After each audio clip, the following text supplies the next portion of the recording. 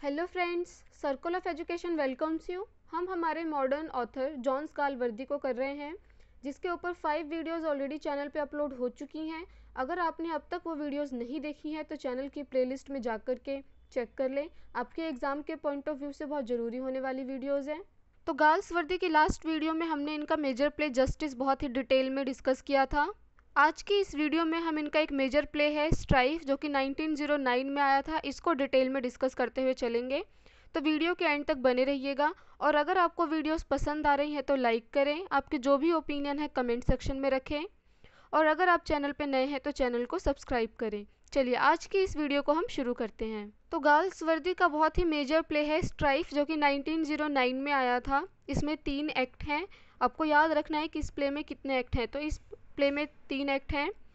इसके अगर थीम की बात करें तो यहाँ पे जो है कॉन्फ्लिक्ट दिखाया गया है कैपिटलिस्ट और वर्किंग क्लास के बीच में, यानी पूंजीवादी जो होते हैं, पूंजीपति जो होते हैं उनके बीच में, और जो वर्किंग क्लास लेबर क्लास जो होती है उनके बीच में जो कॉन्फ्लिक्ट रहा है शुरू से ही, उसको दिखाया गया है गाल्सवर्दी के इस प्ले में। चलिए करेक्टर्स डिस्कस कर लेते हैं। तो होता क्या है, एक फैक्ट्री से शुरुआत होती है स्टोरी की, और फैक्ट्री का क्या नाम है, ट्रेनाथा टिन प्लेट वर्क्स। ये कंपनी या फिर फैक्ट्री है, इसका नाम है ये। इसमें अगर बात करें वर्कर्स की या मेंबर्स की, तो इसमें एक है बोर्ड ऑफ डायरेक्टर्स, जिसके अंदर सारे जो कंपनी के डिसीजन लेने वाले मेंबर्स होते हैं। इसमें मेजर करेक्टर्स की बात करें अगर, तो पहला नाम आएगा डेविड रॉबर्ट्स का, जो कि लीडर है लेबर का। तो जो फैक्ट्री के वर्कर्स हैं, लेबर्स हैं, उनका जो लीडर है उसका नाम है डेविड रॉबर्ट्स। और जो कंपनी है, कंपनी और बोर्ड का जो चेयरमैन है उसका नाम है जॉन एंथनी। तो हमको यही 2 कैरेक्टर जो हैं वो अपोजिशन में देखने को मिलेंगे। अदर कैरेक्टर्स की बात करें अगर, तो फिर आते हैं फ्रांसिस अंडरवुड, जो कि फैक्ट्री के मैनेजर हैं। इनकी ही वाइफ है एनिड अंडरवुड, फ्रांसिस की वाइफ है, और जो एंथनी है जो चेयरमैन है बोर्ड के, उनकी डॉटर है। फिर आते हैं साइमन हर्नेस, जो कि एक यूनियन ऑफिसर हैं फैक्ट्री के, और एडगार एंथनी, जो कि सन है जॉन एंथनी के, और एनी रॉबर्ट, जो कि वाइफ हैं डेविड रॉबर्ट्स की। और इनकी जो है प्ले में डेथ दिखाई गई है, भूख के कारण इनकी डेथ हो जाती है। अगर आपको अभी करेक्टर्स नहीं समझ आ रहे हैं तो आपको परेशान होने की ज़रूरत नहीं है। अभी जब हम स्टोरी डिटेल में डिस्कस करते हुए चलेंगे तो आपको सब क्लियर हो जाएगा। स्टोरी को शुरू करने से पहले आइए हम मतलब जानते हैं स्ट्राइफ का मतलब क्या होता है। नॉवल जिसका नाम ये प्ले है, प्ले जिसका नाम स्ट्राइफ रखा गया है, इसका मतलब क्या है। तो स्ट्राइफ का मतलब होता है लैक ऑफ एग्रीमेंट और हार्मनी। तो होता क्या है कि जो दोनों ग्रुप को रिप्रेजेंट करने वाले लीडर्स हैं, ये किसी भी एक नतीजे पे नहीं आ पाते हैं, इनके बीच में यूनिटी देखने को नहीं मिलती है, लैक ऑफ एग्रीमेंट देखने को मिलता है। इसीलिए इस प्ले का नाम जो है वो स्ट्राइफ रखा गया है। चलिए स्टोरी शुरू करते हैं। तो कहानी की शुरुआत होती है ट्रेनाथा टिन प्लेट वर्क्स फैक्ट्री से। एक फैक्ट्री है जहाँ पे बहुत लंबे टाइम से हड़ताल चलती आ रही है, स्ट्राइक चल रहा है। स्ट्राइक में अगर बात करें 2 मेजर ग्रुप्स की, तो वो कौन है, जॉन एंथनी, जो कि चेयरमैन है बोर्ड का, कैपिटलिस्ट को रिप्रेजेंट करता है, और दूसरी साइड है डेविड रॉबर्ट्स, जो कि लीडर है स्ट्राइकिंग, जो वर्कर जो हड़ताल कर रहे हैं, जो लेबर क्लास है उनका जो लीडर है। तो ये जो है हमारे 2 मेजर कैरेक्टर हैं, इन्हीं के बीच की ये कहानी है। तो होता क्या है कि जॉन एंथनी जो होते हैं ये भी अपने स्वभाव से बहुत ज़्यादा जिद्दी और बहुत अड़ियल होते हैं, या किसी के सामने झुकना नहीं चाहते हैं, किसी की शर्त को मानना नहीं चाहते हैं। और डेविड रॉबर्ट्स क्या करता है कि जो वर्कर्स होते हैं ना, उनकी भलाई के लिए, उनकी बेनिफिट के लिए बहुत सारी टर्म्स एंड कंडीशंस, बहुत सारी डिमांड मांग जो है वो कंपनी के सामने रखता है, जिसको ये मानने से मना कर देते हैं। तो स्ट्राइक चल रही होती है। तो क्योंकि ये वर्कर्स का लीडर है डेविड, तो उनके बिहाफ पे एंथनी यानी कंपनी के सामने जो है वो डिमांड्स रखता है कि वर्कर की बेनिफिट्स के लिए ये सब चीज़ें जो है हमको मिलनी चाहिए। लेकिन एंथनी क्योंकि अब जिद्दी स्वभाव का होता है, ये मना कर देता है साफ मानने से। तो स्ट्राइक जो है बहुत लंबे टाइम तक जो है वो चलता रहता है, और दोनों में से कोई भी जो है वो अपनी बात से पीछे हटने को तैयार नहीं होता है, कोई भी जो है वो गिव अप नहीं करता है। लेकिन क्योंकि स्ट्राइक को चलते हुए बहुत ज़्यादा समय हो चुका है, तो बोर्ड ऑफ डायरेक्टर जो होते हैं, जो इसमें मेंबर्स होते हैं, वो बहुत ज़्यादा परेशान होते हैं, उनको चिंता हो रही होती है, क्योंकि स्ट्राइक की वजह से कंपनी बंद पड़ी है, कंपनी को बहुत ज़्यादा घाटा हो रहा है, कंपनी लॉस में चलती जा रही है, और दोनों ही साइड के जो लोग हैं वो झुकने को तैयार नहीं होते हैं। तो जो फैक्ट्री का मैनेजर है ना, फ्रांसिस अंडरवुड, ये जो होता है थोड़ा काइंड होता है। ये मैनेजर तो है, लेकिन क्या करता है, ये सपोर्ट करता है वर्कर्स को, उनके बेनिफिट की बात ये करता है, लेकिन ये खुले में जो है वो उनको सपोर्ट नहीं, मतलब सामने से सपोर्ट नहीं कर सकता है, क्योंकि वो उसी कंपनी के लिए काम कर रहा है और मैनेजर है। तो जो इनकी वाइफ होती है ना, एनिड अंडरवुड, ये भी जो है बाय नेचर बहुत ही काइंड होती हैं, दयालु होती हैं और गरीबों का जो है दुख दर्द समझती हैं।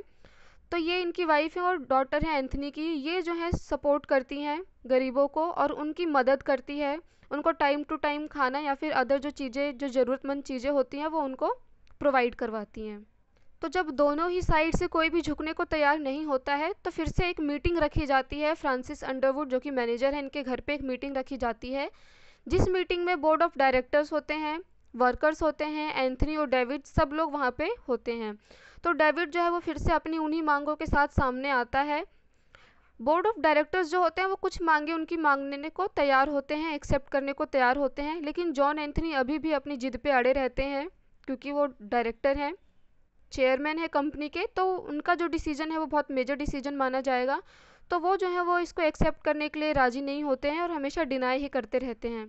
तो अब क्या होता है कि वहाँ के जो जितने भी लोग होते हैं ना, चाहे वो बोर्ड ऑफ डायरेक्टर हो, एंथनी हो, सॉरी डेविड हो, वर्कर्स हो, ये सब जो है एंथनी के जो नेचर से, इस अड़ियल नेचर से जो है बहुत ज़्यादा इरिटेट हो जाते हैं और ये मीटिंग जो है यहीं पे ख़त्म हो जाती है, जिसका कोई भी रिजल्ट नहीं निकल पाता है। अब क्योंकि स्ट्राइक चल रही है, काम नहीं होगा, तो जो वर्किंग क्लास लोग होते हैं उनके घरों में बहुत ज़्यादा दिक्कतें शुरू हो जाती हैं।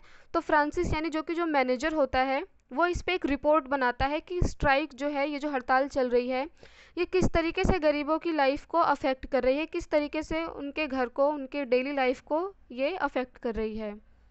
ये रिपोर्ट भी जो है वो कंपनी के पास जाती है, लेकिन एंथनी जो है इस पर फिर से ध्यान नहीं देता है। तो अब जो यूनियन ऑफिसर है साइमन हर्नेस, ठीक है, ये आते हैं और ये क्या है, बीच का रास्ता निकालते हैं। तो ये क्या कहते हैं कि जो डेविड की जो शर्तें हैं वो मज़दूरों के फ़ायदे में तो हैं, लेकिन बहुत ज़्यादा है। तो ये क्या करते हैं, थोड़ी बहुत कम कर देते हैं और कुछ ईजी शर्तों के साथ आते हैं और कंपनी के सामने वो शर्त रखते हैं। तो बोर्ड ऑफ डायरेक्टर्स जो होते हैं वो उसको फिर से एक्सेप्ट करने के लिए तैयार हो जाते हैं, लेकिन जॉन एंथनी अपनी जिद पे अड़े रहते हैं और फिर से इस आइडिया को रिजेक्ट कर देते हैं।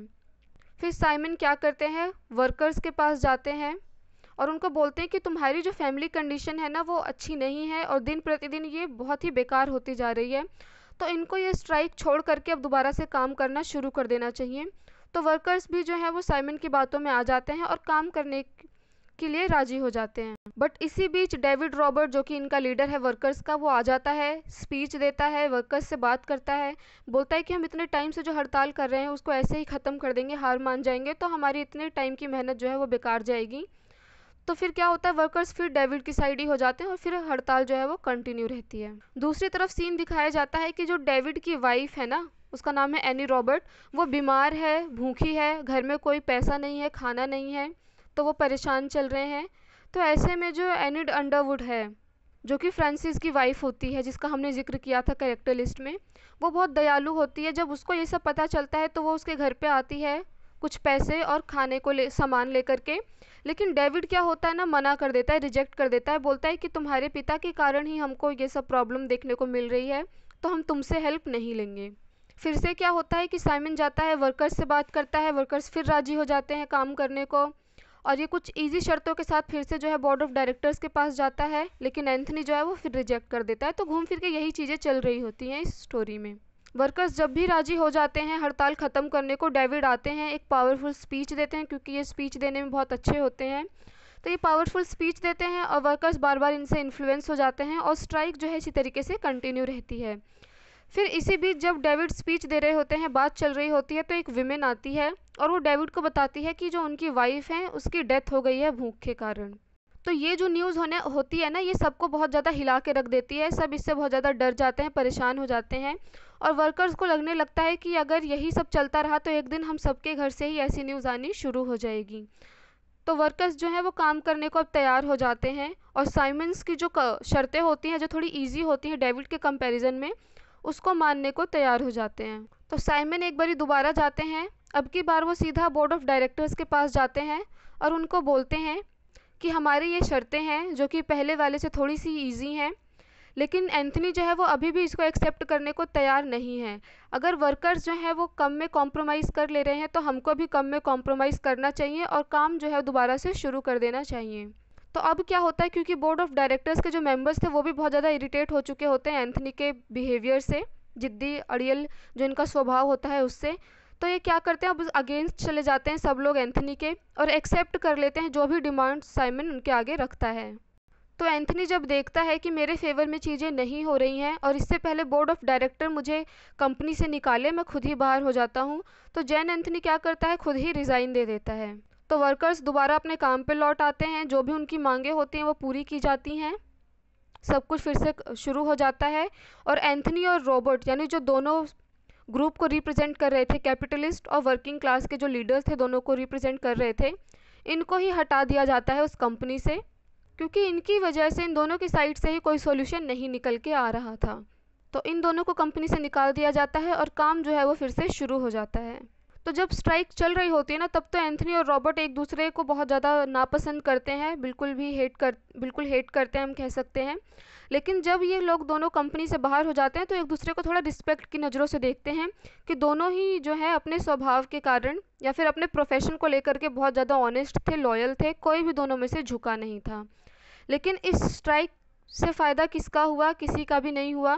उल्टा जो है डेविड की वाइफ की ही जो है वो डेथ देखने को हमें मिलती है। और इसी के साथ जो है ये कहानी ख़त्म होती है। उम्मीद है आपको ये प्ले जो है बहुत अच्छे से समझ आ गया होगा, अब आपके मन में कोई भी डाउट नहीं होंगे। अपकमिंग वीडियोज़ में हम इनके जो अदर मेजर वर्क्स हैं उनको डिटेल में डिस्कस करेंगे। Thanks for watching this video.